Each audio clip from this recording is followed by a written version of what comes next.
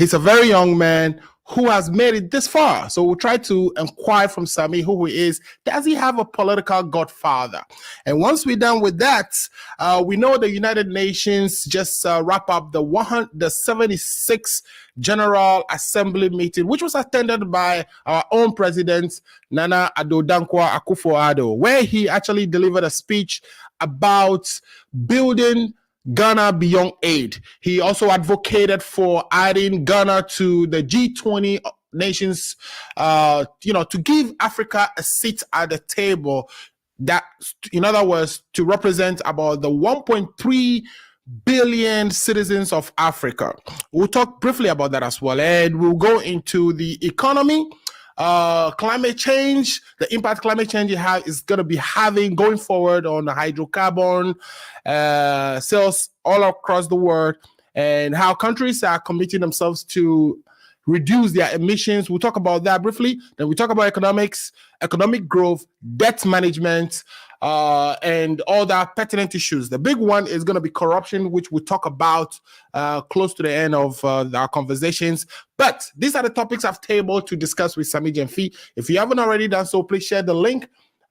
This program is being sponsored by World Remit, your number one and secure way to transfer money from the United States to Ghana or other parts of the world. Now, currently in Ghana, World Remit makes it possible to even transfer money from one person to another. So if you have children in school, wherever, you are able to transfer money using World Remit in Ghana.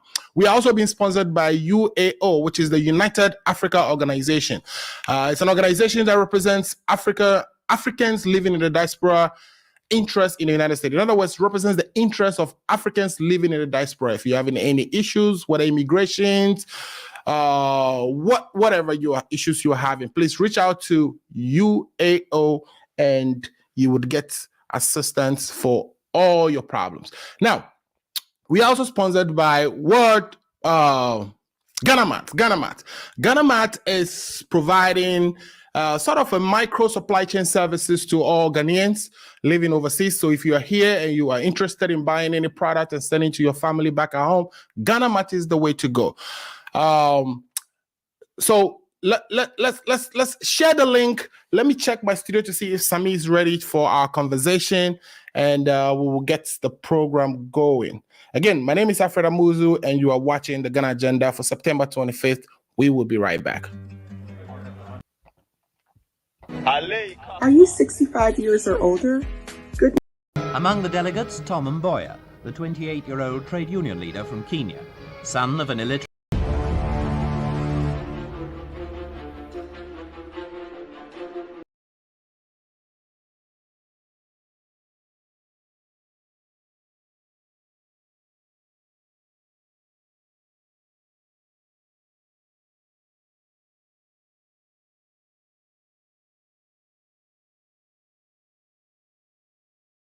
Generous support.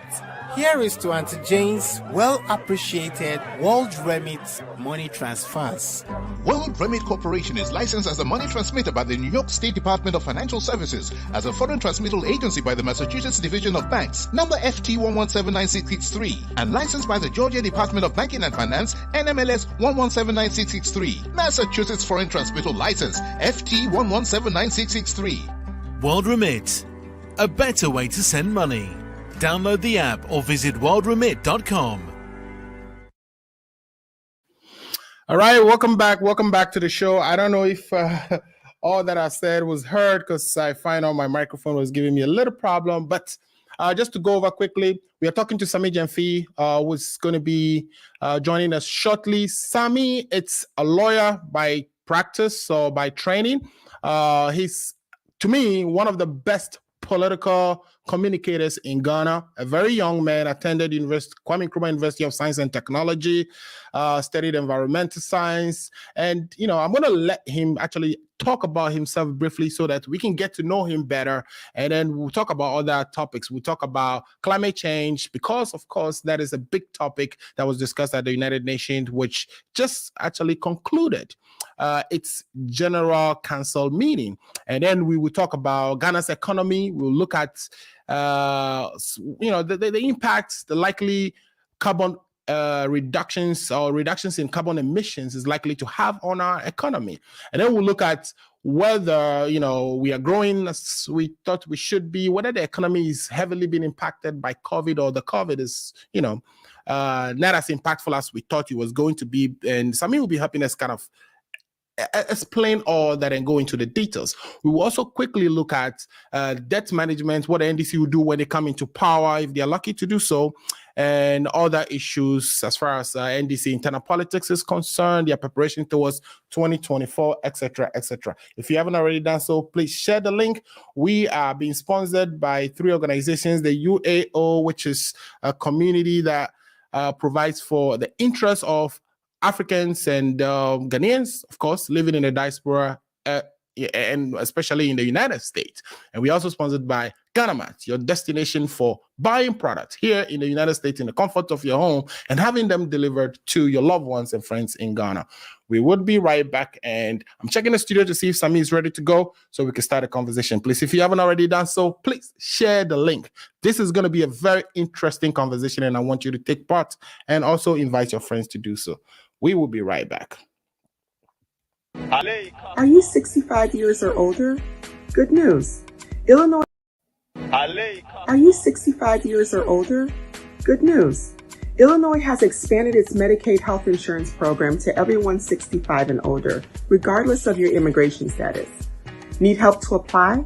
Contact United African Organization, UAO, WhatsApp, SMS, IL65 to 773-420-8976. It's true. For most people, your health insurance program increases as you grow older. That's why the state of Illinois has expanded its Medicaid health insurance program to everyone 65 and older, regardless of your immigration status. Need help to apply? Contact United African Organization, UAO, WhatsApp, SMS, IL65 to 773-420-8976. If you are 65 years and older, there's one thing we can all agree on. Your health and well-being is important. Whether you are a recent green card holder or retiree, asylee or without paper, you're now eligible for the Illinois Medicaid health insurance program. Need help to apply? Contact United African Organization, WhatsApp, SMS, IL65 to 773-420-8976. Documents needed to apply: your proof of ID, your proof of address, and your proof of income.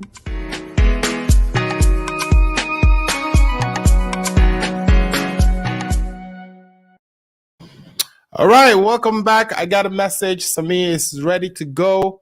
Regina is already joined us. She say hi, Alfred. Hi, Regina. Thanks for watching. Please share the link so other friends can join. Black Jesus is with us.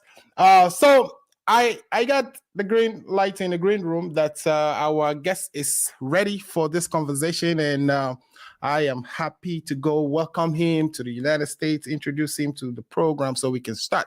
So again, if you haven't already done so, please, for one last time, share the link because Sammy is waiting for us and we want to start the show. I only have a few people watching so far. I want that number to go up. So please, hit the share button so that the link can go out so that others can watch the program.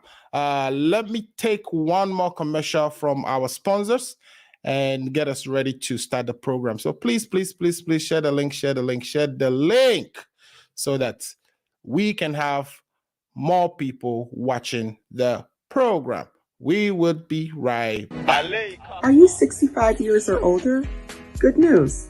Illinois has expanded its Medicaid health insurance program to everyone 65 and older, regardless of your immigration status. Need help to apply? Contact United African Organization, UAO, WhatsApp, SMS, IL65 to 773-420-8976. It's true. For most people, your health insurance program increases as you grow older. That's why the state of Illinois has expanded its Medicaid health insurance program to everyone 65 and older, regardless of your immigration status. Need help to apply? Contact United African Organization, UAO, WhatsApp, SMS, IL65 to 773-420-8976. If you are 65 years and older, there's one thing we can all agree on. Your health and well-being is important. Whether you are a recent green card holder or retiree, asylee or without paper, you're now eligible for the Illinois Medicaid Health Insurance Program. Need help to apply? Contact United African Organization, WhatsApp, SMS IL65 to 773-420-8976. Documents needed to apply: your proof of ID, your proof of address, and your proof of income.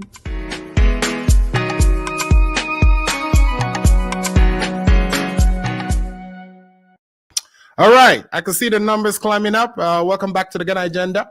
We have our guests in studio ready to go for this interview, and we are lucky to have all of you watching us, about some 183 so far. Please share the link. Again, my name is Alfred Amuzu, and the Ghana Agenda is on every Saturday starting from 2 p.m. Without further ado, let me reach into the studio and bring our brother, Sammy Gyamfi, for the show to begin.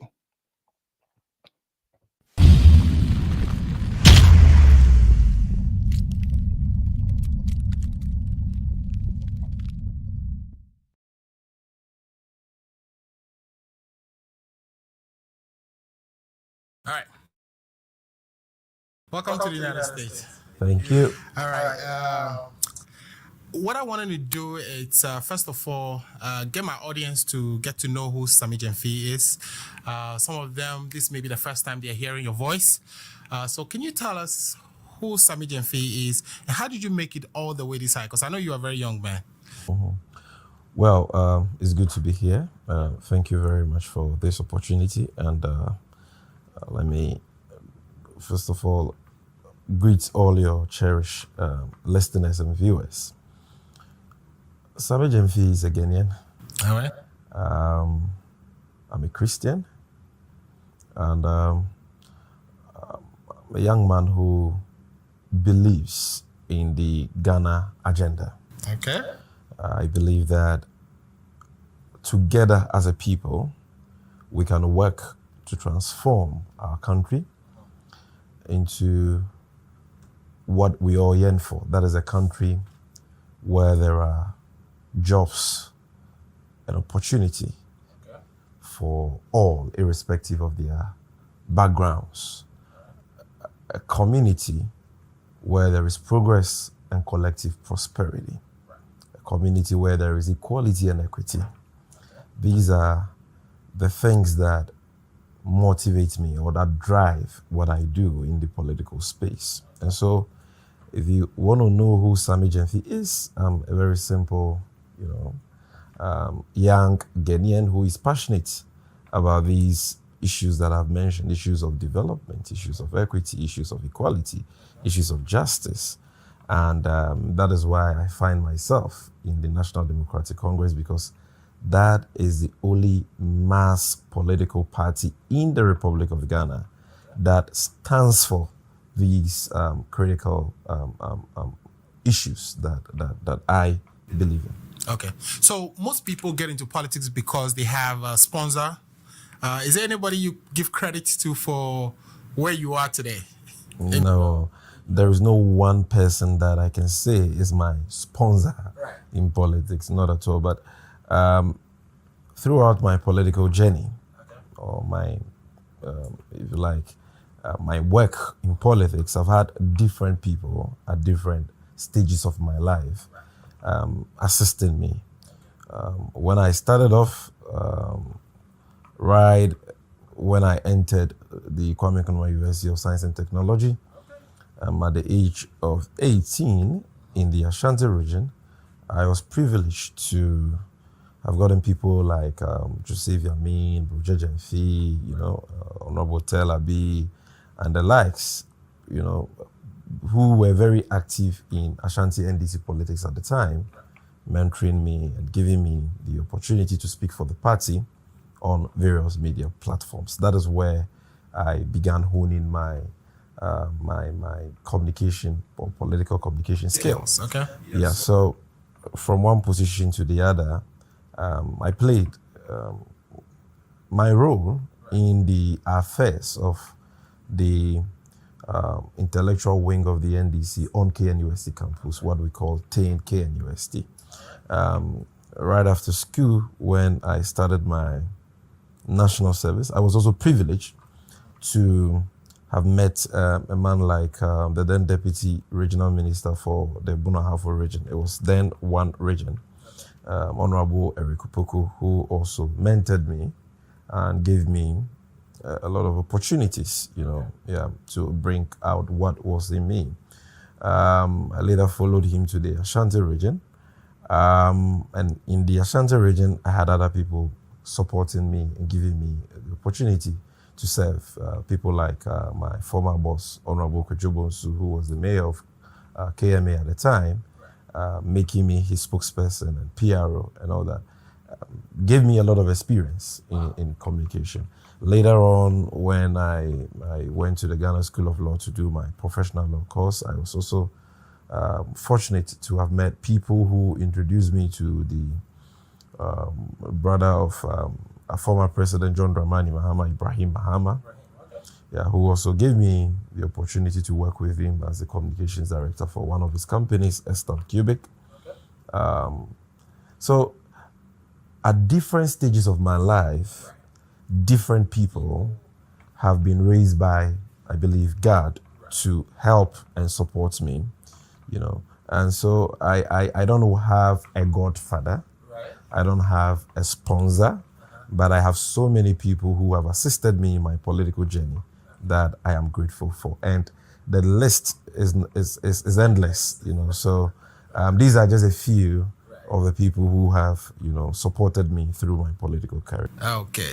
I mean, no wonder you're so good, because in coming into this interview, I was telling myself that I'm about to be speaking to the best political communicator in Ghana. I'm flattered. I don't think I am, but if you say so. Well, you're doing fantastic, and when you speak, people listen, people react. So let's now go to. I wanted to do a little bit of foreign politics since we are in the United States and we are in New York, and we know this is at the back of the United Nations General Council's meeting. I heard the president give a speech yesterday, and he's still talking about building this Ghana Beyond Aid. And I find something very interesting, which I believe could be challenging for that effort going forward, which is the fact that all countries currently are, committing themselves to reducing carbon emissions. And so what I'm translates to is that they will reduce consumption of petroleum, which is something which has been supporting our GDP since 2011 when we went commercial. The European Union has actually started what they would call a climate border assessment mechanism, sort of a tax that will be imposed on countries that bring goods to their country that they believe that those countries use excess carbon in that production. But as a developing country, we don't want to be barred from developing our country just like the worst and the advanced countries did using carbon technology. So, do you also, like I think, that these type of conflicts that are likely to happen in the future in terms of carbon regulations is likely to retard our progress as a country, is likely to interfere or somehow lessen our ability to also rely on those same carbons, since we now have them in our country, to develop ourselves? Well, it's a long question. Yeah, I'll try my best to answer that. Yes, there is an ongoing energy transition that seek to move the world from the consumption of fossil fuels, to other renewable sources of energy, because of the concern of global warming, or the alarming rate of global climatic change. That is a reality that we cannot run away from. If we are going to be on this planet for long, then the sustainability of this planet should be a concern to all of us. And we should all behave in ways that sustains our environment and this planet. And the concern is that we are emitting too much hydrocarbons into the atmosphere, which is damaging I don't want to go into the science of the ozone layer and all that, but the bottom line is that this obviously threatens the environment and the planet, as a whole. And so that will have to calm down. And all countries, including Ghana, must play their parts in the efforts to reduce significantly the consumption and the emission of such hydrocarbons, which are toxic to the environment. And so the issue then is, how do we as a country position ourselves to ensure that we do not lose, too much resources through this energy transition, which, by the way, has been going on for some years now. We have a lot of hydrocarbons in the form of oil assets buried in the ground, some of which have already been discovered and proven, others are yet to be discovered. And so what this means is that we need to speed up our exploration, efforts. Not just the exploration effort, but the exploration and development of our oil resources. Okay? And that means that the state government itself must take a keen interest in the development of our oil resources. We cannot no longer sit on the fence, okay, and rely on the multinational players alone. You're aware that ExxonMobil checked out of the country not too long ago. It doesn't look too good for us relative to the ENI, projects as well, because these companies hail from countries which are cutting down their consumption of hydrocarbons significantly. And so what we need to do is to get strategic partners who are interested in the development of our oil assets and partner with them in a more significant way. Okay, we support the position that GNPC, or the government of Ghana through GNPC, should be a player, should be an operator in the upstream sector. Right. I think that's why we formed Esploco as well. Yeah. That is precisely the reason why we formed Esploco in 2015 under the leadership of His Excellency John Dramani Mahama, because we wanted to go into operation and maximize our stake, okay, in that important sector. Unfortunately, the myopic, inept, and incompetent Akufo-Addo Bawumia NPP government came to reverse what we had started, by giving away for free the stake that Esploco had in the HES blog, and the other blogs, the AGM blog as well. And so now they reduced it, or they gave it all away for free? They were entitled to a 10% in the HES blog, okay, which they gave it out for free, and later went for a 3%. In the AGM blog, they gave out a great amount of stake, away. Now, they've seen the sense in what we sought to do in 2015 now, and that is why they are seeking to make GNPC an operator through Esploco, which, by the way, they have, rendered redundant in the last 4.5 years. And so it is good. We need to get government of Ghana in there through GNPC Esploco to ensure that we take our destiny into our own hands and maximize our stake. Because if we do not drill that oil deposits buried under our waters within the shortest possible time, chances are that in the next 10 to 20 years, they will become stranded. They'll become stranded. But that is not to say that we should go for any deal at all, like they are seeking to do in the current ECA, AGM, a deal with GNPC, where they are seeking to acquire a 30% stake in the ECA blog and a 70% stake in the AGM blog. That deal is simply a bad deal because there is no value for money. We are simply paying much for something that costs far less. And the state is going to lose a lot of money if we do not ensure that there is value for money. And that is why our minority caucus, has come out with a statement that, yes, in principle, we all support GNPC becoming an operator. We all support the government of Ghana through GNPC Esploco acquiring higher stakes in those oil blocks. But there should be value for money. We must pay the the commercially, if you like, competitive price for those blocks. We cannot say that simply because we want to maximize our stake in those blocks, we are just going to pay any amounts, and shortchange. To that effect, I think Parliament gave authorization to the minister to negotiate.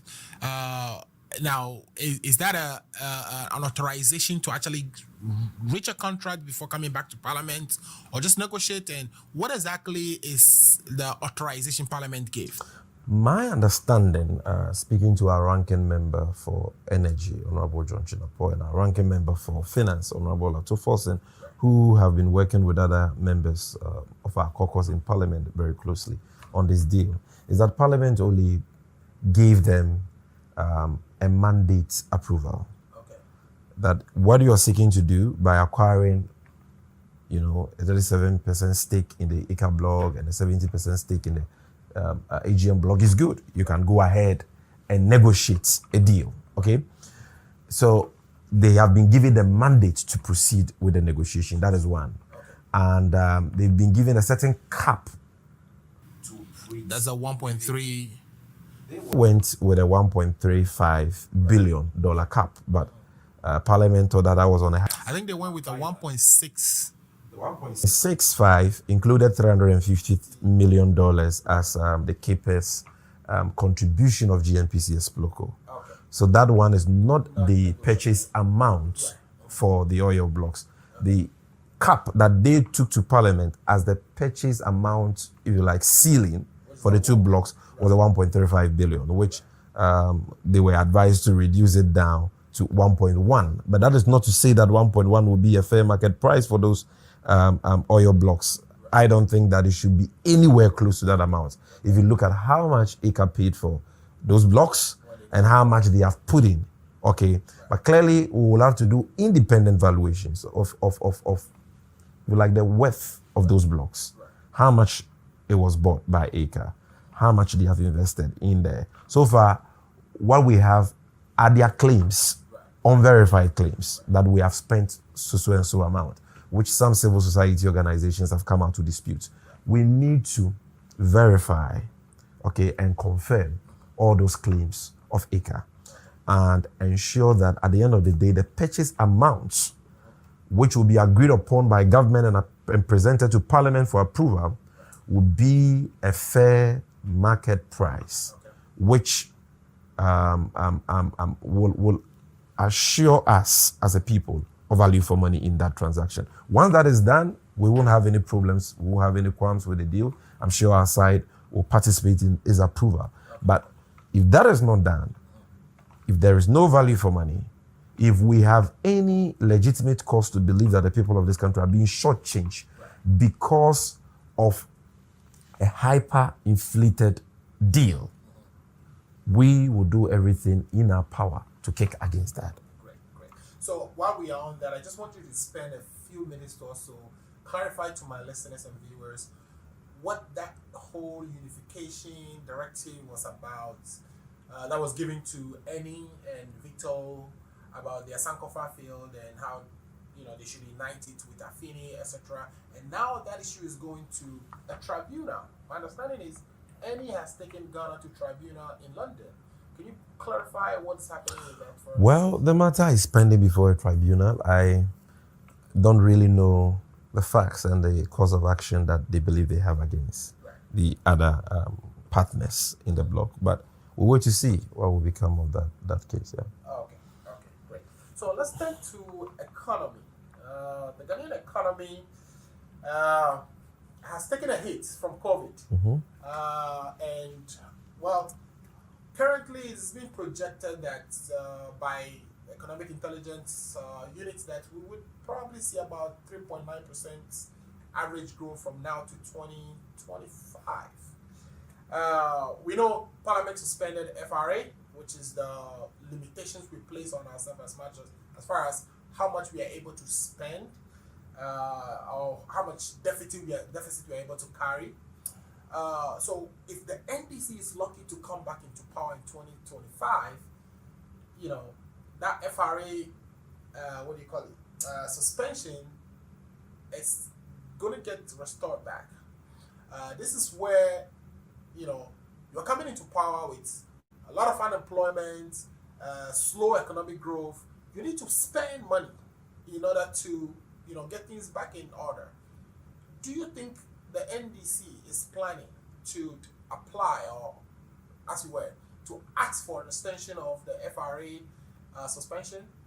Well, that's a bridge we are yet to arrive at. I believe that when we get there, our finance people will advise the president and the government on the right, path to choose. And the Ghanaian people will be duly informed about that. Parliament will be informed about that. And if it requires a suspension of the Fiscal Responsibility Act for a certain duration, I'm sure that will be done. But it's still early days yet for one to anticipate what the financial situation will be in 2025, when I believe His Excellency President Mahama will be at the helm of affairs, in our country.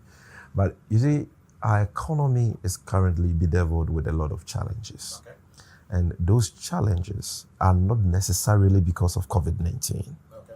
Those challenges are a product of the consistent mismanagement of the economy by the MPP Akufo-Addo Bawumia administration. That is what it is. Okay. It is not, COVID has become a convenient whipping boy, of the Akufo-Addo Bawumia government, where they are blaming COVID for almost everything. But the truth of the matter is that before COVID, our economy was already in shambles. COVID only exposed and worsened. Slow growth prior to COVID. Exactly. COVID only exposed and worsened an already bad economy. Before COVID in 2019, growth rates for the construction subsector had declined from 8.4% in 2016 to negative 4.4%. Why? Because government is borrowing for consumption and not investing in capital expenditure, not investing in developmental projects that can create jobs, that can pay for itself, okay? And that can uplift the standard of living of Ghanaians. Before COVID in 2019, the manufacturing sector, which is a very important sector for emerging economies like ours, the growth rate for that sector had dwindled from 7.9% in 2016 to 6.5%. The financial sector growth rate had declined from 8% in 2016 to 1.3% in 2019. And I can go on and on and on, okay? And that's because you say they are spending money on consumption. Exactly, and not investing in the productive sectors of the economy, which can propel real sustainable growth. Okay, because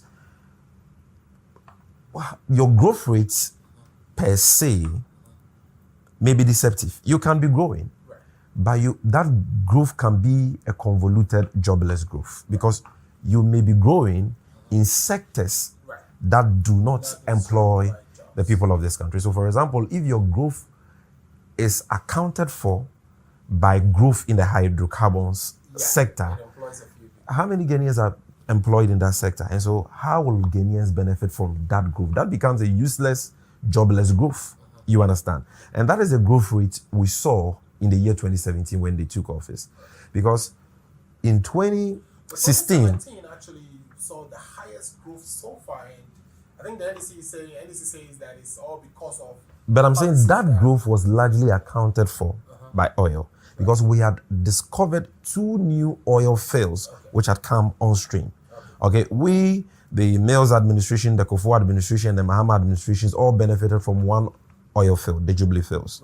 But as a result of our strategic investments in that sector, by the time we were leaving office in 2016, we had discovered and started the development of 2 additional oil fields, the 10 and Sankofa fields. Okay, and the projection was that commercial production was going to start in 2017. And so President Mahama predicted way back in 2016 that growth was going to increase to about 8% in 2017. And the World Bank, the IMF, and the Economic Intelligence Unit all confirmed that. And so when they came in and growth we recorded a growth rate of 7-8%. It was just as President Mahama had predicted, based on the solid foundation he had laid, based on the work we had done, based on the fact that they now had 3 oil fields, whereas we had only 1 oil field. Now, don't also forget that in 2016, we had a technical problem with the FPSO in Chroma, which is what we use, to produce oil. Produce oil in the Jubilee fields. In fact, the turret bearing of the FPSO got damaged. And so for the greater part of 2016, we were not able to produce oil. And that is why overall growth for the year 2016 dropped to as low as about 3.6%, even though non-oil growth was about 4.6%. The overall came to 3.6 because that sector, the oil and gas sector, saw a negative growth of about negative 15.6%. A negative growth because we're not producing the oil, okay, as a result of a technical problem that we are an act of God. And it could have happened to any government. It was not the creation of President Mahama or anybody in the NDC. Now they came, at the time they came, we had solved that problem. So that technical problem was not there. Dumso had been solved, okay? And in addition to that, we had given them the Atuabo gas processing plants, which produces gas to power, turbines and power plants like Car Power, Mary, all of which were brought into the country by President Mahama to deal with the Dumso situation. And so that the economy we handed over to them was an economy without Dumso, an economy with not just 1 oil field, which was operating below optimum capacity as a result of a technical hitch. But we handed over to them 3 oil fields, which were all operational. And not just that, we handed over to them the Ghana Investment Infrastructure Fund, which had about $200 million in it for strategic infrastructure development for the country, set up by His Excellency John Dramani Mahama. Funded by? How were you funded? There was a certain percentage of tax revenue, 2.5%, exactly, was going in there. Okay. Now, we also had the Exim Bank facility, which was supposed to, which is meant to support trade and commerce, particularly those who produce in Ghana for exports, with a lot of money in there. So we gave them an economy. We handed over to them an economy without Dumso, an economy with 3 oil fields, okay, an economy with a Ghana Infrastructure Investment Fund, an economy with an Exim Bank, an economy with a sinking fund of $550 million for the payment of the first Euro bond, which was procured by the Kufuor administration. They took office, and they've been the luckiest government in the history of this country. They've borrowed more than any government in the history of this country. In the last 4.5 years alone, they've added a whopping 216 billion Ghana cedis to our public debt stock. Because from Kwame Nkrumah to President Mahama, at the time we were leaving office, the public debt stock stood at 120 billion. Right, that is after Kufuor's HIPIC, where we're forgiving about $5.4 billion. It came to 120 billion, which they bastardized us and berated President Mahama for and said we're incompetent and all that. And exactly, they said, yeah, TC Castles welcome day and the money is here and all that. Now, people expected that when they assumed office, they were going to reduce the rate of borrowing. But what we have seen is a reckless pension. In fact, an unbridled pension for borrowing, like never seen in the history of this country, where in only 4.5 years, whereas they came to meet a public debt stock of 120 billion, they've increased it to over 336 billion, adding over 216 billion. Okay. Now, what that means is that today, we have been saddled with too much debt, that its servicing has even become a burden for our economy, because we are spending almost all our tax revenue, over 90% of our tax revenue, on interest payment alone. Not even amortization of the principal, but interest on our debt alone consumes more than 90% of our tax revenue. Okay. Now, even if you take total revenue, that is tax revenue plus revenue from oil, from gold, from cocoa, every revenue that government projects to get for the year 2021, the fiscal year 2021, we're spending more than 95% of that on just 2 items: interest payments and compensation. That's the wages and salary of public sector workers. And so after we deduct the wages and salaries of public sector workers from our total revenue, not tax revenue. Because for tax revenue, interest payment alone consumes it. Okay. And we also deduct interest payment from our total revenue.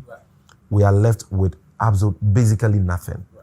So now we borrow to get money for our statutory funds, that is Get Fund, Common Fund. We borrow to get money for that. And the Common Fund has been in arrears for so many months now. And because of that, it is affecting or slowing down economic activity, okay, and the rate of development at the local level. Apart from that, we borrow for even goods and services. That is money for the running of government's business. What they use to buy fuel, what they use to buy paper, pen, to run the ministries and government agencies. We borrow money for all that. We borrow money for capital expenditure. That is money for roads, school. We borrow for almost everything. We don't have an economy. The economy is broke. Okay? That is the situation we find ourselves in. And I'm saying that situation is not the creation of COVID. It is the creation of this government. They are reckless and unbridled penchant for borrowing and spending those borrowed funds on consumption. Take, for example, the Mahama administration, which borrowed just about 56 billion Ghana cedis. You can see physical, significant, tangible projects that we invested these borrowed funds in there. Self-financing projects. Projects that create jobs, that create values, okay, that improves the livelihoods and the standard of living of Ghanaians. So you can talk about the Kaswa interchange, the Circle, Dubai interchange, the Ridge Hospital, the host of hospitals, the whole airport. And so they be saying that you struggle with delivering 2 bridges or 2 overflights. There's the Circle one and the Kaswa one. That they've done, No. Right. We built Kwame Nkrumah interchange. Okay. President Mahama did that. Right. We built the Kaswa interchange. We secured funding for the Pukwasi interchange. Parliament approved that funding. They came and met it. We had already executed an agreement. The contractor was on site before they came. And so that is another Mahama legacy. Right. The Obechebe Lamte, we secured parliamentary approval for that in November 2016.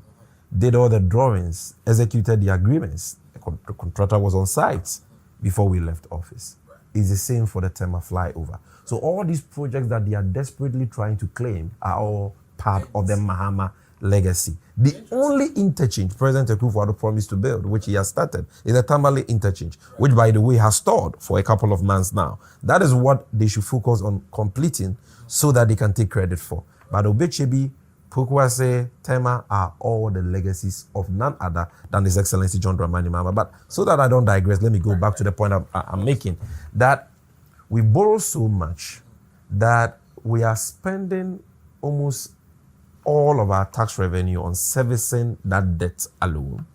We are spending almost our entire total revenue on compensation and interest payments alone. And we are left with nothing for the development of the country and the running of government business. That is the dire economic stress, the unsustainable debt hole that this reckless administration has plunged the country into. Today, when you divide the total public debt stock by the population of Ghana, which is 30 million, every Ghanaian, including a child who was giving birth to today, owes over 11,000 Ghana cedis. That is 110 million old Ghana cedis. And the question is, what do they have to show for this unprecedented borrowing? Do they have new secondary schools to show for? President Mahama has 124 e-blocks to show for his borrowing. At least he fully completed 46. With 30 others at different levels of completion. President Mahama has a plethora of hospitals scattered across the length and breadth of Ghana to show for his borrowing. He has the whole airport to show for his borrowing. The Kumasi Airport, the KGTR market, the Kuchukraba market. I mean, a host of projects which have created sustainable jobs for the people of this country, and projects which are even paying for themselves. Okay? If you look at how we even strengthen state agencies under us, parastatals, to borrow on the strength of their own financials for critical investments, like the NPS Thermoport project, which today has made the Thermoport the biggest port in the whole of West Africa. It used to be Lagos, which had the biggest port. Today, Ghana boasts of the biggest port because of that NPS terminal that we built without the government of Ghana spending a penny on. We had to strengthen the Ghana Ports and Harbors Authority under the leadership of President Mahama to do that. And that has created thousands and thousands of sustainable jobs for Ghanaians. Look at Terminal 3, which is now by far the best airport in the whole of West Africa. We built that without central government investing anything in there because we strengthened the Ghana Airport Company Limited by allowing them to retain a large chunk of the IGF, which they should have been paying to the central government. President Mahama allowed them to retain that to improve their financial books. So IGF meaning internally generated. Exactly, and that is how come they were able to borrow on the strength of their own financial books for the Terminal 3 project, which, by the way, is already paying for itself and has created a lot of jobs. These are just two.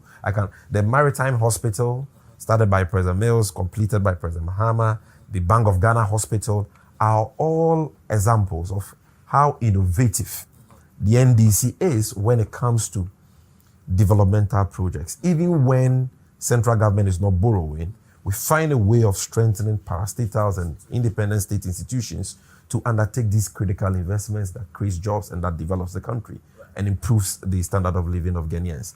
Now, this is what we did with just about 56 billion Ghana cedis, which we borrowed. They've added quadruple of what we added to the public debt. 216 billion and still counting. They don't have one secondary school to show for that because they've not built one secondary school in the last 4.5 years for the people of this country. It's so sad. They've not built even a hospital, a single hospital. Yet they promised one district, one hospital in their 2016 manifesto. They've not built a single university. Yet President Mills can boast of 2 universities in 4 years. The University of Health and Allied Sciences in the Volta region and the University of Energy and Natural Resources, UNER, in Sunyane. President Mahama can also boast of the University of Environment and Sustainable Development, which we started in the Eastern region. Okay, they cannot boast of one single university. They cannot boast of one single airport. President Mahama can boast of the Wa airstrip, the whole airport, and so on. We did that. We did the rehabilitation. We did the phase 1. They are only completing the project. They are completing phase 2 because they came to meet, phase 1 already done. And so phase 2 is just a completion of phase 1, the continuation of phase 1, which President Mahama conceived and started. Okay, and in fact, they berated him and insulted him and lied against him relative to that project and all that. But today, they have very little to show for. So what am I telling you? What I'm telling you is that all is not well with our economy. We find ourselves in an unsustainable debt hole because of their reckless borrowing today. And the sad thing in all this is that whereas future generations are being saddled with debts that they will have to cough up money to pay in the future, this government is not bequeathing to them any significant developmental projects that can pay for these debts. Why do we have all this? Their pension for consumption, corruption, and profligacy. Whereas we prioritize, you see, it's all about priorities. President Mahama is today called a nation builder by a lot of Ghanaians because he prioritized investments in developmental projects. And his record is there for everybody to see in every region of the country and in every sector. Okay, now they rather prioritize consumption. So the freebies, free this, free that, that is what they spend their borrowed funds on, number 1. Number 2, profligacy. Look at the difficulties the people of Ghana are going through today. My brother, today you go to our hospitals and you see children, women, pregnant women, sleeping on bare floors. You know why? Because there are no beds. The no bed syndrome is on the ascendancy because this government is not investing in the expansion of health infrastructure. You go to our communities today and a lot of Ghanaians don't have access to potable water, potable drinking water. Okay? You go to most of our communities today and everywhere, even in the city of Accra, go and check the deplorable state of our roads. Go check the state of our education. Today, our educational system is in shambles because we are not investing in education. School children are not getting access to textbooks, even at the basic level. It's been 2 years since a new curriculum was introduced, and yet, till date, teachers don't have the approved GES textbooks to teach the children in our basic schools based on the new curriculum. The situation is not different at the senior high level. In fact, today, when you go to our secondary schools, they are confronted with a serious spatial, constraint. That is what has accounted for double track, because this government is not building new schools and they are not expanding existing infrastructure the way they should. And so, no, which is just a slogan as we speak. No, Agenda 111 is just a slogan, just like they promised to do one district, one hospital, or one village, one dam, or $1 million per constituency every year, or one district, one factory. It is a slogan. They specialize in cheap political rhetoric and sloganeering. But when it comes to real delivery, they are always found wanting. And so the point is, we prioritize investments in the productive sectors of the economy, investments in developmental projects that create jobs, that creates value for the economy, that propels economic growth and improve the livelihoods of Ghanaians, like I've said. They prioritize consumption and profligacy because, like I'm saying, in spite of all these challenges that Ghanaians are going through, in the midst of this crisis, President Akufo-Addo chooses and in fact, he has increased he's introduced a raft of 6 new taxes. Boiler tax on every liter of diesel and petrol. ESLA, which they describe as a nuisance tax when they were in opposition and promised to scrap. Today, they've increased it by 27%, and they've increased it again in 2021 in this time of COVID, where businesses are suffocating because of the debilitating effect of COVID-19. They've introduced a COVID levy. Can you imagine? A COVID levy, 1% on VAT, 1% on NHIL. No, NHIL every Ghanaian pays. It's an indirect tax. So NHIL used to be 2.5%, now it is 3.5%. Anything you buy in Ghana, you pay. VAT, flat rates, from 3% to 4%. Now, all that has conspired to increase the prices of general goods and services astronomically. And Ghanaians are suffering. People are not getting jobs because they are not investing in sectors that can create jobs. And yet the president chooses to live an opulent, ostentatious lifestyle like an Arabian king in this time of COVID-19, in this time of crisis, when he's telling Ghanaians to burden share, when he's telling Ghanaians to tighten their belts, he chooses to travel in rented, luxurious private jets. When he went to France, Belgium, and South Africa a few months ago, instead of traveling with the Falcon 900, which is our state presidential jet, bought by the taxpayers of Ghana under the Kufuor administration at a price of $45 million, a state asset. Instead of using that, he went for the Airbus ACJ320 Neo, which cost the taxpayers of Ghana $20,000, 15,000 pounds, equivalent to $20,000 per hour. We spent over 3.4 million Ghana cedis on that trip alone. As if that was not enough, he rented Boeing 737, which cost the taxpayer $14,000 every hour. Even when the aircraft is packed, that is how much we pay every hour. $14,000 when he went to the United Kingdom and other European countries in recent time. As we speak, he's in the United Kingdom for the UN General Assembly Council. Yes, and he came with the Boeing 737, which is parked somewhere in Houston, Texas, and which cost the taxpayers of Ghana, who are suffering because there are no jobs, suffering because some cannot even afford a 3-square meal. Today, you go and check the prices of fuel. From 16 Ghana cedis per gallon in 2016, a gallon of petrol and diesel is now selling at about 30 Ghana cedis in Ghana. Check the prices of building materials, because I know that the Ghanaians in the diaspora all aspire to go home one day and build. Okay? Today, a bag of cement, which used to sell at 27 Ghana cedis, in 2016, is now selling at 58 Ghana cedis in Ghana. 58, more than 100% increment. Check other African countries, it is not so. Why is it so in Ghana? High taxes, even in the midst of COVID-19. Yet in the midst of this same COVID-19, he has increased allocation to his Office of Government Machinery, from 79 million Ghana cedis in 2017 to 892 million Ghana cedis, over 900% increment in consumption. Okay?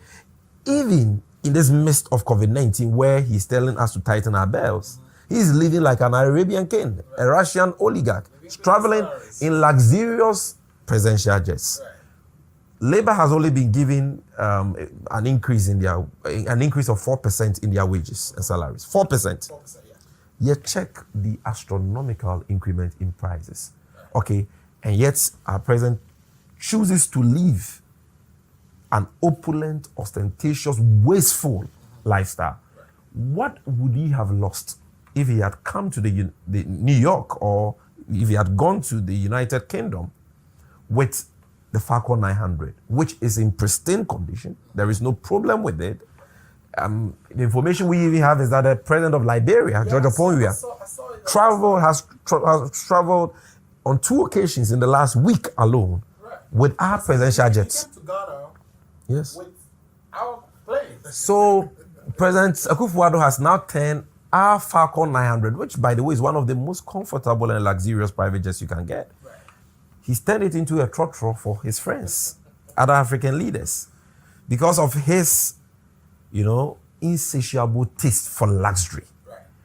He wants to shower in the skies. He wants to fulfill his childhood fantasies of chill. This man is not governing, he's chilling. Okay? He doesn't care about the plight of the ordinary Ghanaian who is crying, fix the country, fix the country. We want jobs, we want equal opportunities. No, they will have nothing like that. Look, they are all in New York as head of states, right? The Zambia president flew to New York. In fact, the Namibia president flew commercial. In Qatar Airways, with just a delegation of 3 people. And the Zambia president flew in their own state presidential aircraft, okay? Which, by the way, it's a Falcon 900 just like ours, but was bought 19 years before ours, in 1991. So it's very old. Yet that is what the president flew into, because these are presidents who care about their countries, they care about their people, they are sensitive to the plight of their people, they are sensitive to the times we are in. So you cannot be blaming COVID for economic woes and yet be living large, be living luxury, be living like an Arabian king. And when we are complaining that we are suffering, you blame it on COVID. Why? Before COVID, had you given us any sustainable jobs that... Get the impacts that other countries like the United States... Not at all, not at all. Look. In 2019 before COVID, tax revenue stood at about 43 million Ghana cedis. That was how much we were able to collect in 2019 before COVID. So in 2020, we projected to record a total tax revenue of about 47 million. That was what we projected to mobilize for the 2020 fiscal year. Now, because of COVID, we only achieved 45.2 million. So look at the reduction, very insignificant, from 47 to 45.2. And that 45.2 million we got in 2020 was more than what we got in 2019 before COVID. So in that COVID year, we got more tax revenue than what we got in 2019 when there was no COVID. So what are you talking about? Google. Ghana Revenue Authority said they achieved their revenue target for 2019. It was that, which was around 43 million. In 2020, we got 45.2 million, far more than what we got in 2019, which is almost the same, and which is the money, the tax revenue they got in 2020 in that year of COVID alone, is just about the entire tax revenue that President Mahama got in 4 years. What they got in 1 year, COVID year, is almost the same as what President Mahama had in 4 years. They've had 60% of our oil revenue because they've had 3 oil fields. No government has had the benefit of 3 oil fields. You've had Ghana Investment Infrastructure Fund, Exim Bank. You've had $2 billion from the IMF. We just benefited from just about 900 million, part of which was even released, the last tranche was even released when you took office and when you extended the facility. We got just about 900 million. You have gotten 2 billion because when COVID struck in 2020, you were given a rapid credit facility of $1 billion by the IMF and a grant of $100 million by the World Bank. We were also given recently, 2021, a few weeks ago, another $1 billion, which we can draw down and which they have indicated they will be drawing down to support the budget. Yeah, okay. It's because they are managing the economy so good. No, they said they were not going to go to the IMF, but today they've run to the IMF because our economy is crumbling. The IMF actually increased the SDR allocations for every country. But not every country, even in Africa, is drawing down on that facility. Not every country. Now, if you check economies like Cote d'Ivoire, Rwanda, they are doing far better than we are doing. Because when they were hit by COVID, they adopted austerity measures. Yes, they invested in COVID control programs. I mean, programs targeted at reducing the spread of the virus, and even supported, their citizens. Now, if you check a country like Cote d'Ivoire, Rwanda, they only recorded a budget deficit in 2020 of about 5%. None of them went beyond 5%. 11, unprecedented. Right. The worst fiscal deficit we have ever recorded in the 30-year history of this country. What that simply means is that we were reckless in our expenditure as a country. Right. And you know why they were reckless? Because they wanted to win power at all costs. So 3 days, 3 that, it was an election season. So they wasted a lot of resources on vote buying. And at the end of the day, destroyed the economy. That is why they have had to introduce new taxes to plug the huge hole which has been created in the economy because of that deficit. Because the deficit will have to be financed. You spent more than what you have. And so you need to find the revenue to pay for that. And so the hardships we are going through today is as a result of their crass mismanagement. Borrowing to finance consumption and profligacy, and borrowing to finance corruption. And I hope we get time to talk about corruption and how they are wasting the taxpayers' money on corruption, even in this so-called fights against COVID-19. Yeah, let's talk about corruption. But before we do that, in 2025, should NDC be lucky to come back into office? There's 260, billions that you have to pay back. Of course, you don't have to pay it all back, but how are you going to deal with that debt repayment situation? Because it's going to be on the book. I know they said they were going to get $5 billion this year. They've gone for 3 already. In November, they are planning to go for the rest. And that is not the end. There's 2022 programs of borrowings that they're going to do. 2023. How would the new NDC government deal with this? Well, it's going to be a difficult and very challenging situation that we'll be confronted with. No two ways about that. Right. And so it will require a lot of thinking outside the box, right, a lot of innovativeness. And that is why if you check our People's Manifesto, right, we indicated some of the things we're going to do. We spoke about investing in capital expenditure through the Big Push policy, which was going to require a $10 billion investment.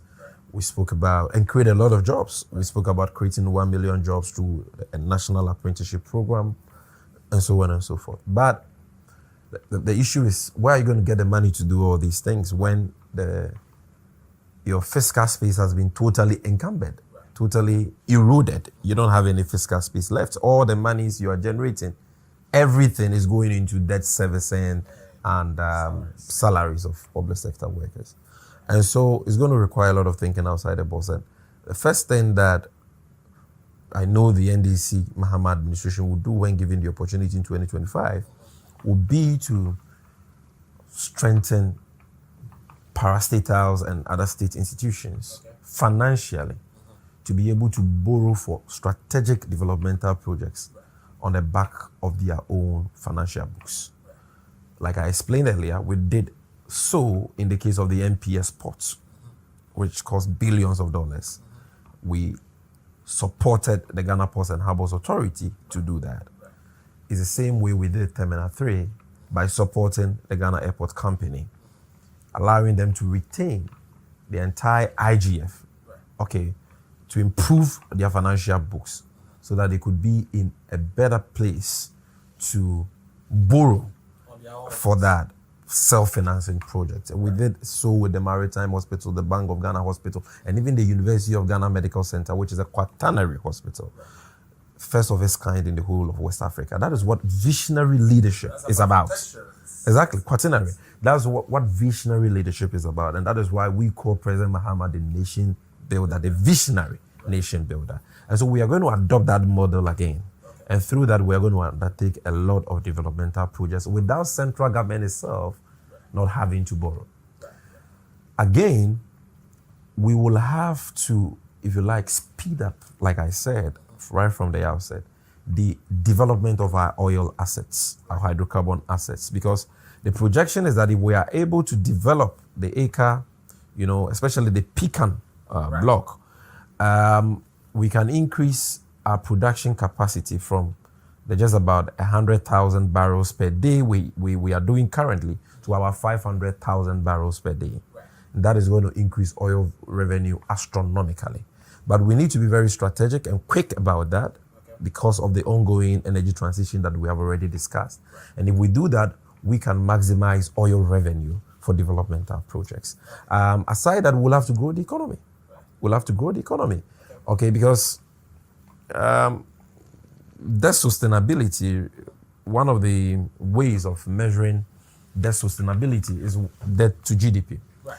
Okay, so if your debt is so high, debt and your GDP is so small, like we have now, where debt to GDP is around 80%, the way out is to grow the economy. Right. As you expand the economy, you expand your GDP, right, which is your wealth, then debt to GDP can come down to free you some space to borrow more. Right. Okay? Right.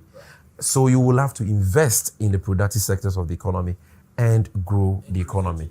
And we will have to do that in ways that create jobs for the teeming unemployed youth of the country, because that is the most critical challenge facing the country today. And President Mahama is really, really passionate about that. Now, if we also cut down, and even before I talk about cutting down on waste and corruption, profligacy, let me talk about expanding the tax nets, which was also captured in our People's Manifesto, because then you need to mobilize more revenue. Currently, we're doing 45 million Ghana cedis, and we are spending that, about 90% of that, on interest payment alone. Right. Do we have the capacity to do 100 million without necessarily increasing taxes on the already overburdened formal sector? Absolutely yes, because there are still millions of Ghanaians in the informal sector who do not pay taxes. And if we're able to expand the tax net, not increase or introduce new taxes, okay, but expand the tax net through efficient, means, by deploying the right technologies, like it is done in advanced jurisdictions like the United States of America, we will be able to maximize tax revenue. And then finally, tax revenue for development. And then finally, if we cut down on corruption, profligacy, if our presidents will cut their coats according to the size of their cloth, if they are going to live within our means as a country, not travel in rented, luxurious private jets that cost the country $20,000, $14,000 per hour when we have a presidential jet available. If we cut such useless expenditures, reduce allocations to the Office of Government Machinery, which is consumption, it doesn't add any value to the economy, it doesn't create jobs, okay? If we cut down on corruption, we are going to save the country a lot of millions, which can go into the creation of jobs and other meaningful ventures that will benefit the people of this country. Look at how much we lost through the PDS scandal alone. I want us to take a break, but come back and talk about corruption. Yeah. And I want to, because I listened to your last press statement, and I have a lot of questions in that area. And so let's take a quick break so you can get some water to drink. Sure. When we come back, we talk about corruption. Just one more pic, JJ, please. Oh, Mama. Really? Smile. It's not every day my eldest son graduates.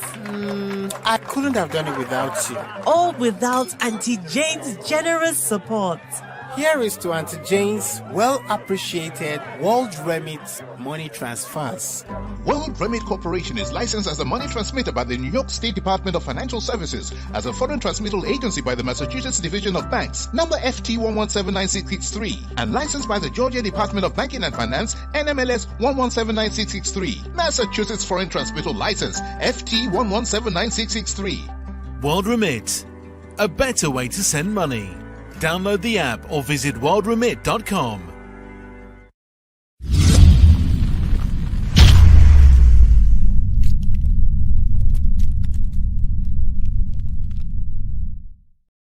Talk about corruption and what the NDC is going to do about this. I know there are so many promises to investigate the GAT. Is it GAT or GTA, which was part of the banking cleanup process? You've started this process, but you think this government bungled it.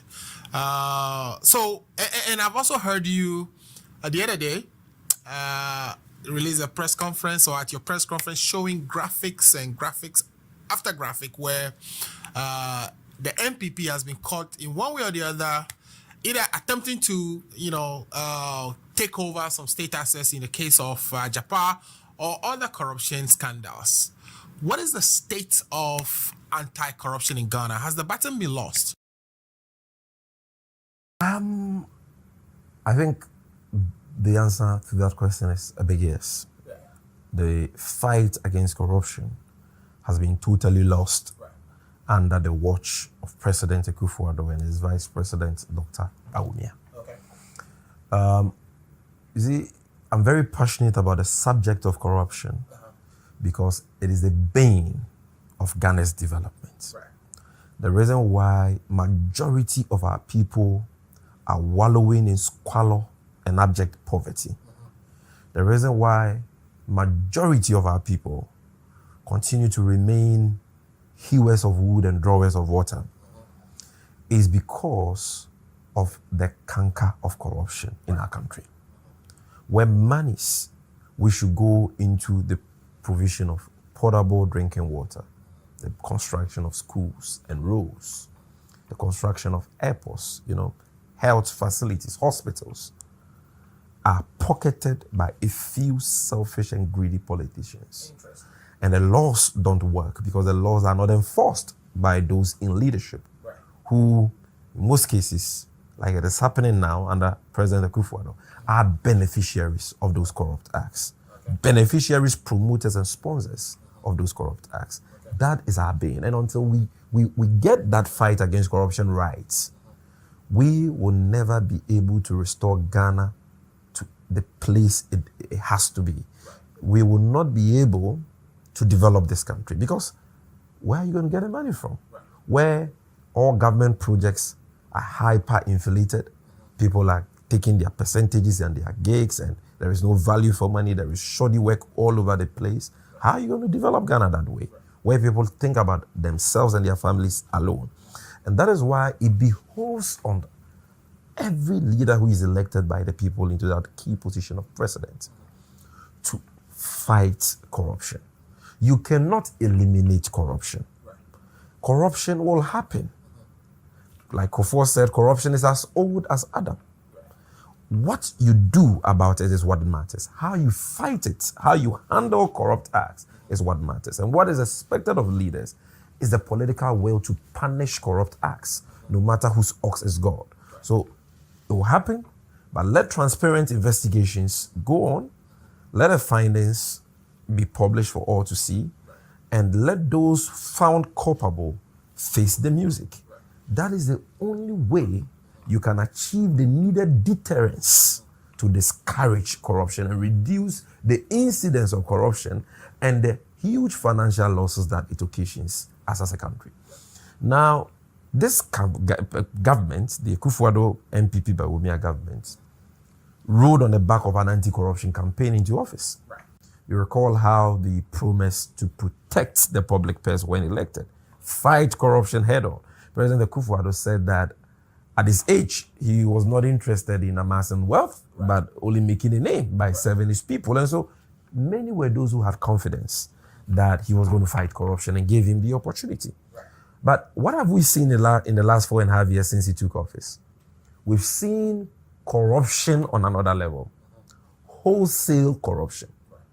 Broad daylight thievery of state resources by MPP government officials, including the president, who are grabbing, stealing with their left and their right like there is no tomorrow. Okay? We are seeing people amassing wealth at a very alarming rate. And we are seeing the president who was said to be incorruptible, who promised to protect the public purse. We've seen him acting as a corruption clearing agent. That is why his own bosom friend, the former special prosecutor Martin Amido, described him in the Ejapa matter as a mother serpent of corruption. Because he is the brain behind all the thievery. I was talking to you about PDS, for example, the PDS scandal. You know that as a result of our peaceful democratic transition in 2001, we qualified or we got this Millennium Challenge Compact with the United States of America. And they gave us some millions of dollars, which the Kufuor administration used for the N1 highway and other developmental projects. President Mills came to continue the implementation of that program, commissioned the N1 highway project, invited President Kufuor to that program and all that. And as a result of our successful management and implementation of that program, we qualified for Compact 2. So the Americans, again, decided to give us $490 million of their taxpayers' money to improve our power sector. Because at the time, you will recall that one of the biggest challenges we're grappling with was the Dumso power crisis. And so that $490 million under Compact 2, the Power Compact, was supposed to address that problem and ensure that we get stable power for industrialization. Because without stable power, you cannot industrialize your economy. So I mean, we solved Dumso. In other words, Muhammad solved Dumso proud to live in office. Yeah. But what we were getting the compact for, was it for generation again or for other? It was specifically for the distribution sector. Because we had solved the generational problem by bringing in a Mary, a Mandy, car power. We had power in abundance, okay? Then, apart from that, we had also solved the problem of fuel.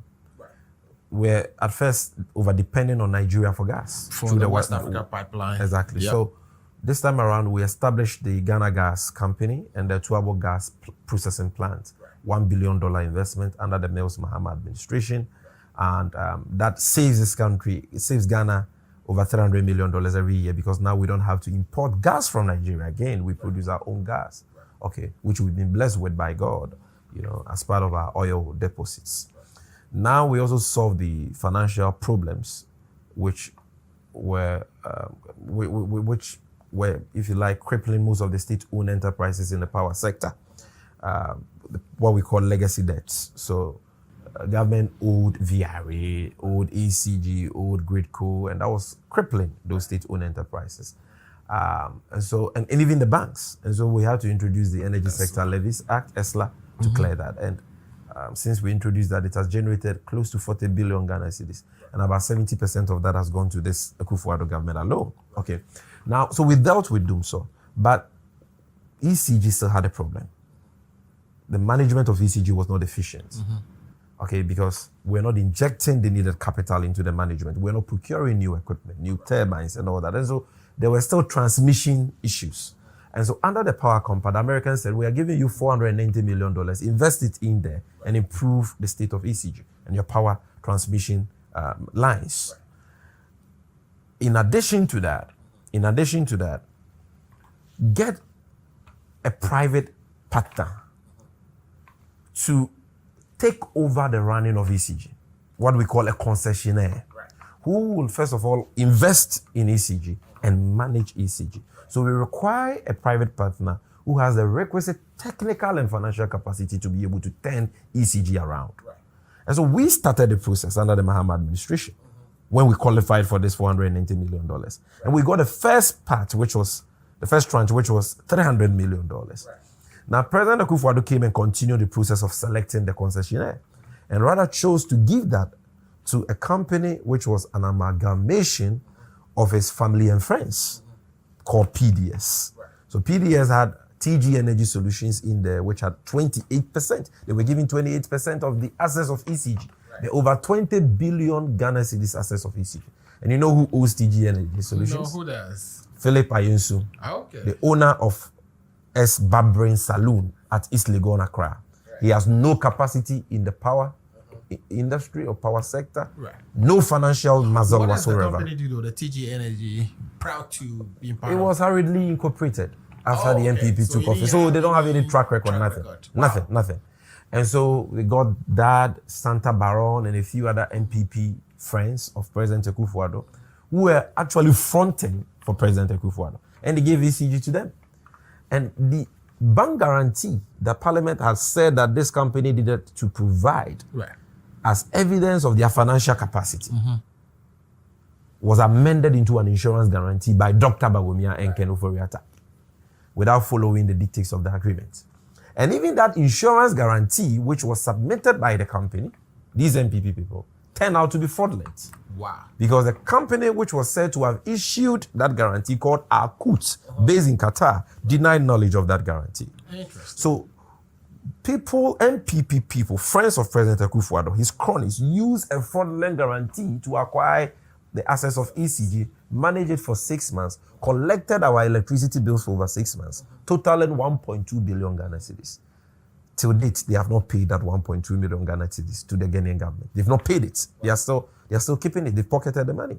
The electricity bills we pay to them. Right. Pay us back because you defrauded us. We've cut you pants down. So when they said no. Right. And because of how we mismanaged the power company, the Americans said, look, you can take the $300 million we gave you, but the $190 million left, we are not giving you. That's equivalent to 10 billion Ghana cedis. We are not giving it to you. Aside that, we're going to give you Compact 3 after Compact 2, $500 million. That one too, we have cancelled it. Masa, imagine the good that these millions of US dollars that Americans were giving us could have done for the Ghanaian people if we had managed the power company. Yet because of corruption, that's how much we've lost. And so when we talk about corruption, and you see some of us very passionate, this is why we are passionate, because we are losing millions of monies which could have developed the country, created jobs, and improved the livelihoods of Ghanaians. Yet because of the selfishness and the greed of a few people, that's how much we are losing. Not just PDS. Look at BOST. Yeah, I mean, you see the president talking about how he doesn't want to depend on the charities of other countries or the benevolence of other countries. That's another political rhetoric, because you are borrowing for consumption, profligacy, and corruption. You will continue to be dependent on other countries.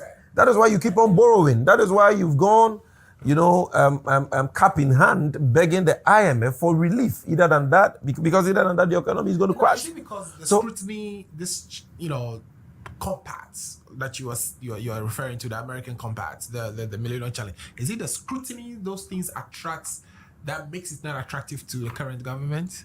Because what they're saying is they don't want charities and no, it's not about that at all. It's not about that.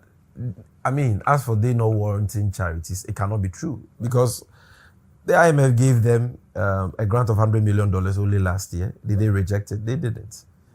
Last year they went for a rapid credit facility of $1 billion. This year they've gone for a budget support facility of $1 billion. They borrowed from the Bank of Ghana, but President Mahama never borrowed from the Bank of. And even Parliament approved 10 billion. They borrowed 20 billion, 100% increment. We never did that.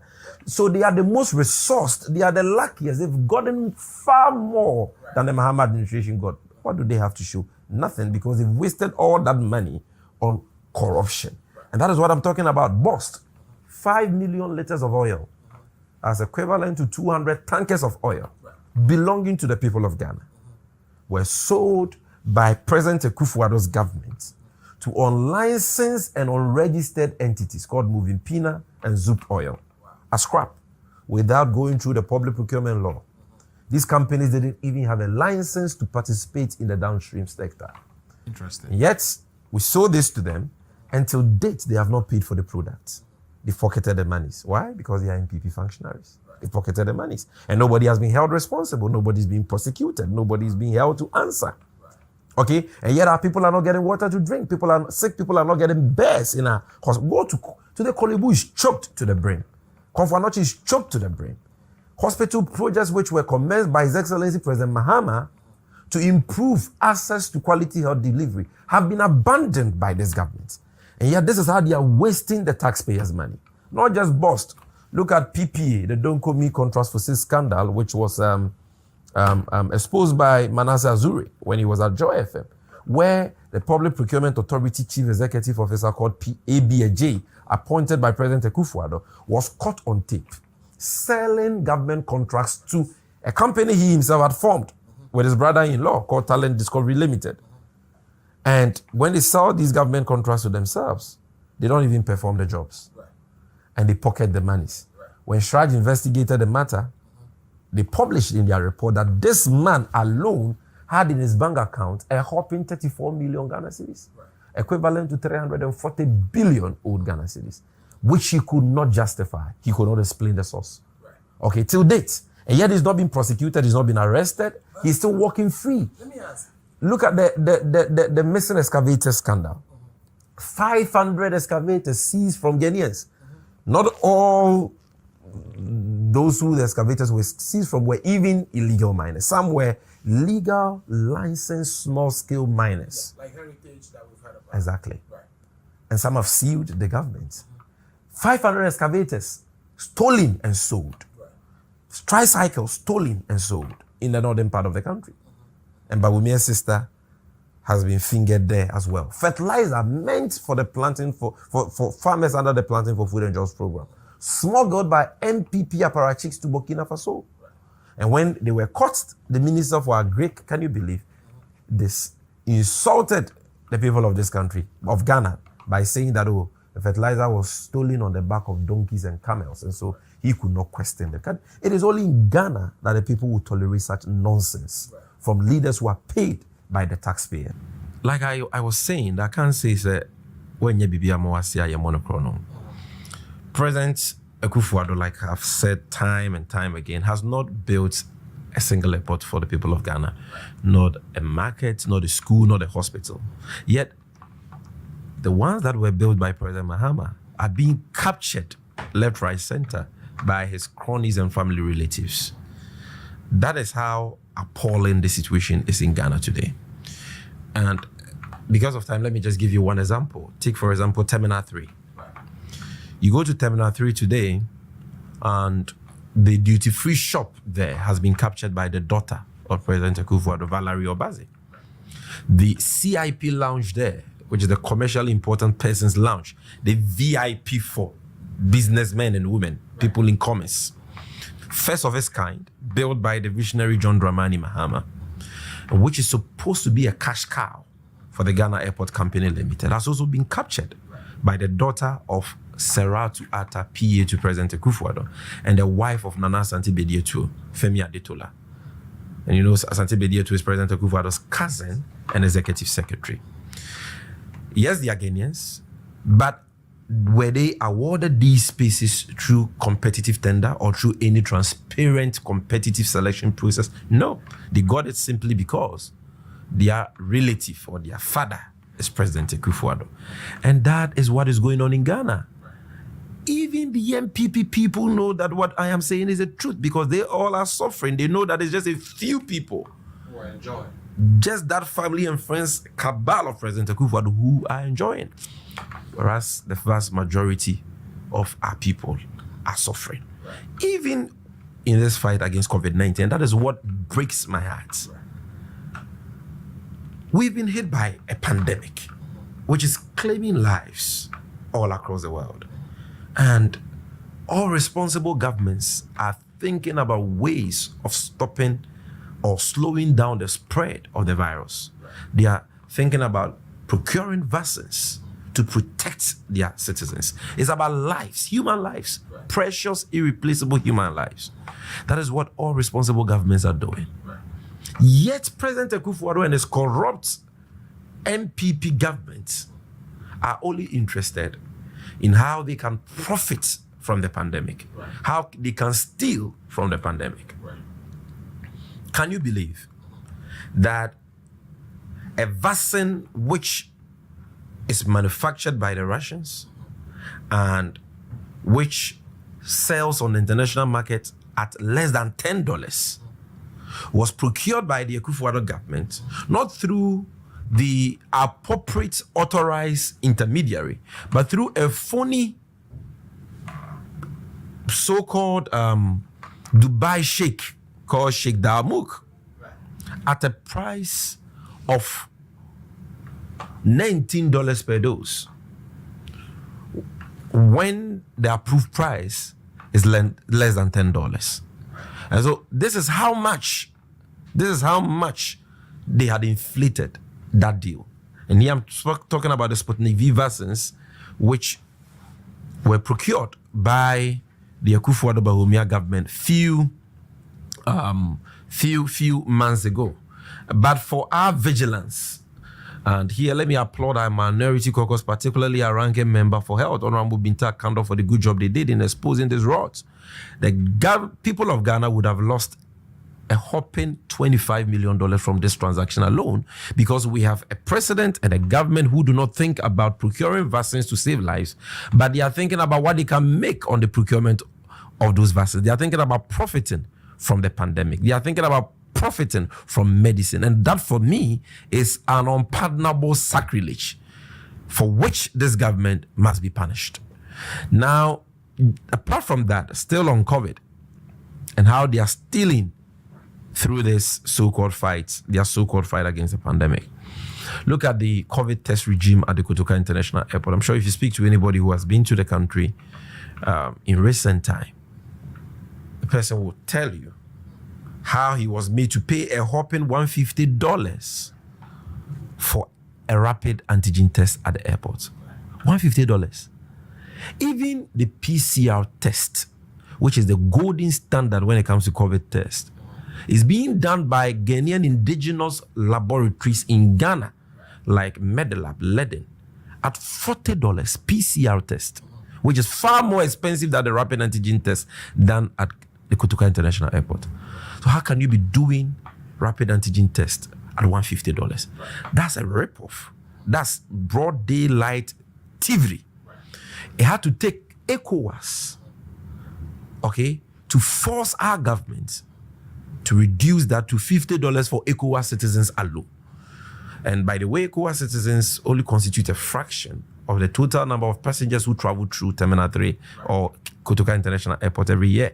And so non-ECOWAS citizens who are in the majority are still paying that unconscionable $150 per rapid antigen test. It is not so in Nigeria. It is not so in Cote d'Ivoire. It is not so in Togo. Why is it so in Ghana? Because we have a president who is very corrupt, who, instead of resourcing state institutions like Noguchi to do this for free, like it's been done in other countries, Noguchi has the capacity. They have led our testing efforts since we were struck by COVID. And so all they needed to do was to give Noguchi the opportunity to set up laboratories there to do this job, which would have created jobs and would have strengthened Noguchi financially. But they used Noguchi and their scientists for the donkey job, and they chose to give this contract to Benedict Peters, a phony Nigerian man who is involved in money laundering, has been blacklisted by the Nigerian authorities, and who is friend of President Akufo-Addo and Rebecca Akufo-Addo. He is the one who owns Frontiers Health Services, the company which has been given that fraudulent contract. They gave them that contract without following the procurement law. They gave them that contract at the time they were not even licensed to engage in laboratory services in Ghana by HEFRA. They didn't have a license. Yet they gave them this contract and they are charging $150 till date. If these people are not thieves, my brother, tell me who they are. And still on COVID, I'm sure you've heard the latest, the hyper inflated COVID expenditures contained in the mid-year budget review for 2021, where government claims to have spent a whopping $100 million, equivalent to 600 million Ghana cedis, equivalent to 6 trillion old Ghana cedis, on the procurement of just hand sanitizers, face masks, and Veronica buckets for a few thousands of secondary school children when they reopened school this year. They gave every secondary school child 3 face masks, the reusable ones, 1 sanitizer, and 3 Veronica buckets per school. That's all they bought. And they are telling us that in a country which has less than 1,000 secondary schools, they spent $100 million on that alone. What does that tell you? They are so corrupt, they are so shameless that they are even profiting from a pandemic without any thoughts, any regard for human lives, which is what is at stake.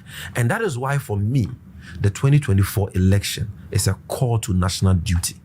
Enough of the petty politicking. It is no longer about NDC and NPP again. We all have to come together as a people and kick out these thieves, these crooks, because enough is enough. Enough of their intolerance, enough of the lawlessness and insecurity, enough of the culture of thuggery and impunity, which has been festering in the last 4.5 years under the watch of President Akufo-Addo. Enough of the waste, the profligacy, the corruption, the economic mismanagement, the insensitivity, the dishonesty, and the deception. We want a government that is visionary, a leader who is visionary and cares for the people, a leader who invests in the people, who invests in critical sectors, create jobs, and create prosperity not just for a few, but for all. That is the kind of leadership we want. And so whether you are MPP, CPP, PNC, and all that, we all need change. That is what we are all yearning for. That is why young people are talking about fix the country. That is why Trini Jonas is talking. And some of them have even become targets. They are being maligned. They are being bastardized. Their reputations are being attacked, by people who are being sponsored by President Akufo-Addo. You know, Hope Sinadoya is in USA currently. People like Kabua Papu, Usubempa, they are all in town, sponsored by the taxpayer. President Akufo-Addo was the one who flew them in because he was coming for this New York conference just to come and attack Ghanaian citizens who had gotten a permit to demonstrate, at the UN council meeting, and also attack people like Trini Jonas who operate from here. Kevin Tate. That is why they are here. Okay, today President Akufo-Addo is fighting corruption fighters instead of fighting corruption. He's fighting corruption fighters. That is why he has removed the Auditor General from office, Yawo Domelevo, who was fighting corruption head on. He's removed him from office. He's removed a special prosecutor. In fact, he had to resign because of the interference of President Akufo-Addo in his work, and he said, I will have nothing to do with that. Today, even CSOs are being targeted. Not too long ago, the president insulted CSOs. He called them politicians in CSO clothing, mindless and thoughtless people. A whole president attacking civil society. So he has lost the fight against corruption. He's lost it. And a lot of people today in Ghana are afraid. Even when they see people like us speaking up, they are scared for us, and they are telling us to be careful because of the culture of silence, which is fast creeping back into our democracy. But some of us are not doing this because of petty politics or because of any personal gain we stand to get. It is about Ghana, and we are ready to even sacrifice our lives for this cause, because it is a cause we believe in. It is a cause which is in the interest of future generations and all of us, irrespective of our ethnic, religious, or political backgrounds. And that is why we must come together and work hard in 2024. Kick out this corrupt, nepotistic, insensitive, incompetent, greedy government and bring back a sensitive, caring, visionary government that will restore Ghana back to the path of development and true progress. That is what we need. We are at that tipping point. Okay, currently we are confronted with hydra-headed challenges in all spheres of our lives as a Ghanaian, as Ghanaians. But these are not challenges that are insurmountable. We can easily surmount and address these challenges. What is required is the right kind of leadership, the right kind of mindset, and the right kind of attitude. And I believe that we can do it. We can make Ghana a better place. We can transform Ghana into a community where people are treated equally, where there is equity, and where there are opportunities for people to realize their goals in life, like it pertains in advanced countries like the United States of America. We can together make Ghana like the United States of America. Don't tell me it's not possible. It is very possible. Others have done it, and we can do that with time, but with the right leadership, the right mindset, and the right attitude. And I think that we will get another golden opportunity on the 7th of December 2024 to make that change. So you may be listening to this program 2024, 7th December. That is when we're going to have that election. That is when we're going to have that opportunity. So you may be a Ghanaian listening to me. You may be in Ghana. You may be in the diaspora. But we have a collective duty to God and country to make this change. We cannot afford another 4 more years under these crooks. They will destroy the country at all. They will destroy the country because we have been on a retrogressive trajectory in the last 4.5 years because of how they've mismanaged things. So let us come together. Let us speak to our relatives back home. Let us put aside our political biases. Because like I said, it's no longer about NDC and NPP. It is about Ghana. And let us make the right decision come 7 December 2024. The decision that we can all look back and be proud of. The decision that can deliver that prosperous country where laws work, where the culture of impunity is nipped in the bud, where there are equal opportunities for all and not just one family. Thank you very much for this opportunity. Right before you leave, one more thing I found in the Economic Intelligence Country Report for August is that they are predicting that NDC would win the 2024 election. My question to you is, what is the party doing to prepare for that election? I heard the president says it is going to be do or die at the polling station. What does that translate to? What does it mean? What are some of the things that you are aware of? It's all about preparing for the elections, making sure that from the beginning till the end, we are going to stay vigilant, extra vigilant, like never before.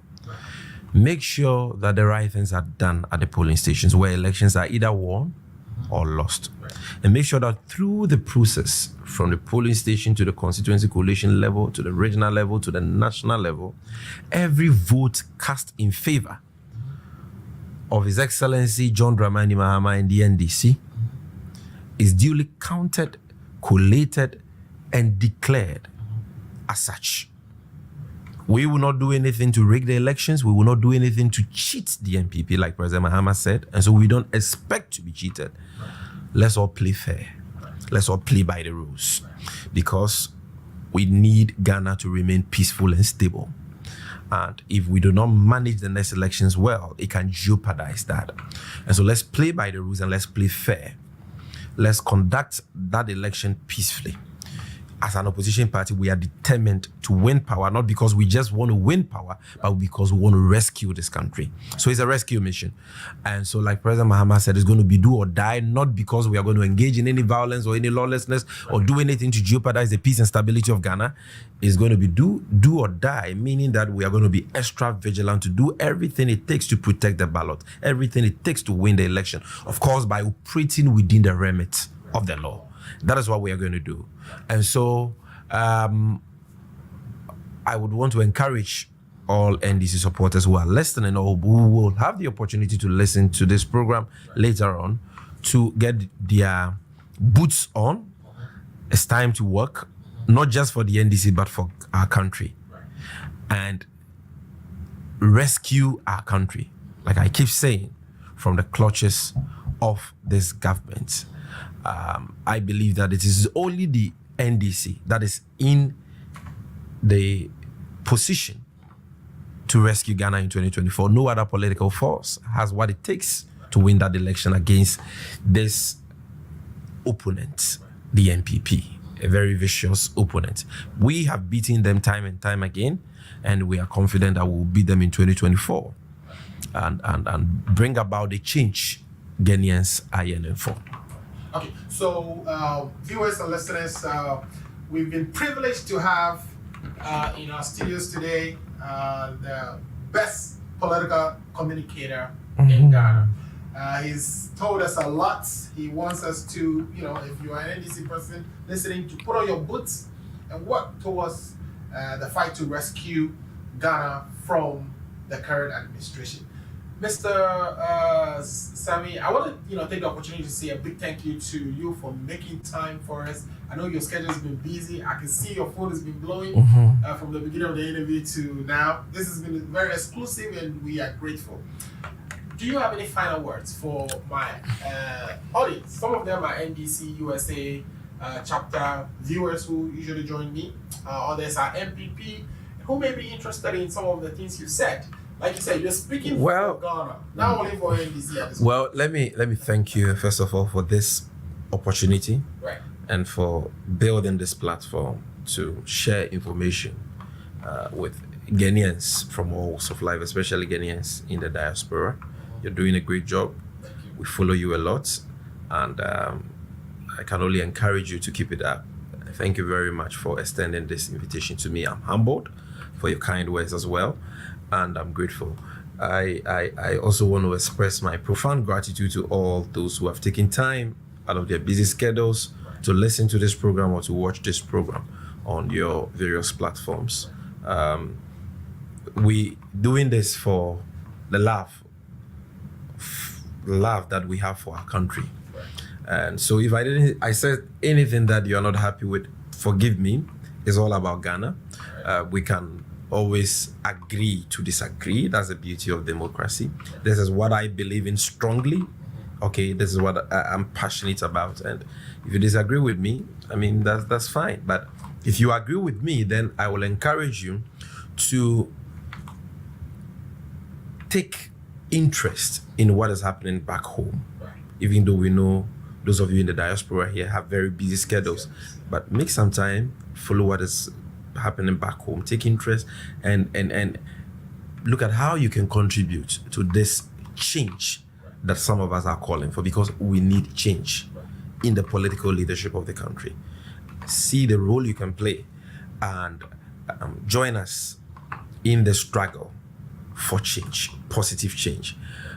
If you are desirous of joining the NDC, and in fact, I will encourage you to join the NDC US chapter if you are in the USA, or the NDC chapter in whichever country you may be in.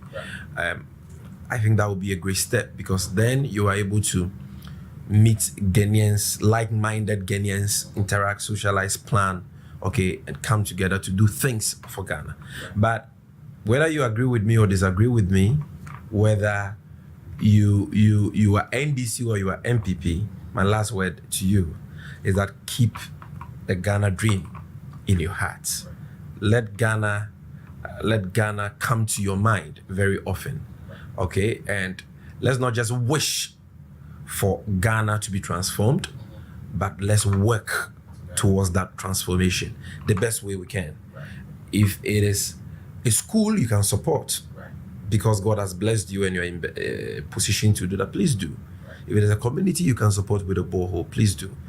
Anything you can do to help this transformational agenda, help improve lives, touch lives back home. If you have the capacity to do so, I will encourage you to do that. Let us keep Ghana close to our hearts, because it is all we've got. Thank you very much for having me. Thank you so much. All right, thank you. All right.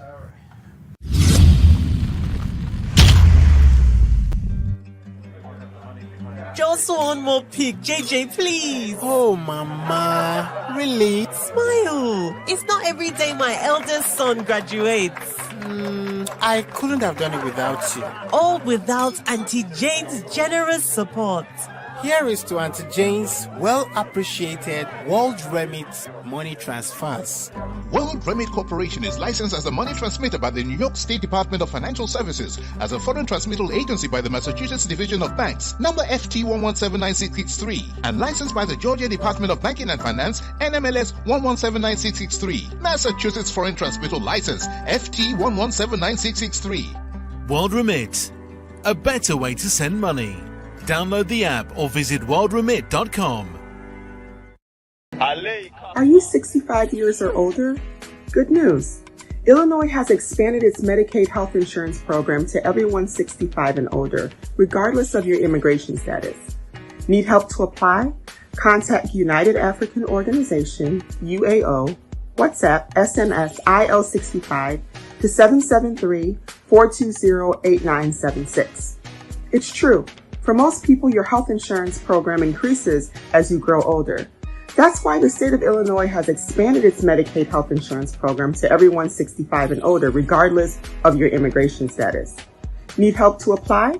Contact United African Organization, UAO, WhatsApp, SMS, IL65 to 773-420-8976. If you are 65 years and older, there's one thing we can all agree on. Your health and well-being is important. Whether you are a recent green card holder or retiree, asylee or without paper, you're now eligible for the Illinois Medicaid health insurance program. Need help to apply? Contact United African Organization, WhatsApp, SMS IL65 to 773-420-8976. Documents needed to apply: your proof of ID, your proof of address, and your proof of income.